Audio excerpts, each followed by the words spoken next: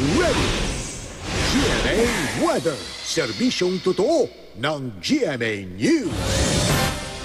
Mga kapuso, simula nitong Lunes, halos araw-araw na tayong inuulan dahil sa thunderstorm.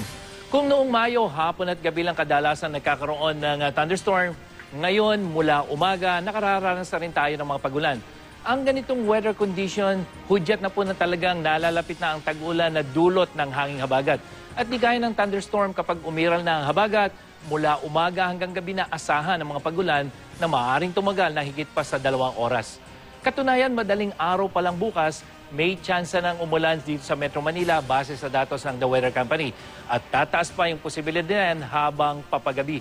Pero mga kapuso, maalisangan pa rin sa hapon dahil posibleng pumalo sa 43 o 40 degrees Celsius ang damang init.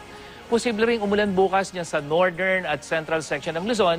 Patuloy namang uulanin ang kanlurang bahagi ng Visayas na asahang magsisimula sa umaga pa lamang. At sa Mindanao, northern at western section naman ang makakaranas ng ulan at thunderstorm. At yan ang latest mula sa GMA Weather. Para sa iba pang weather update, bisitahin ang imready.ph at mga social media account ng imreadyph. Ako po si Nathaniel Cruz. Magplano para sigurado, I am ready. Serbisyong totoo ng GMA News.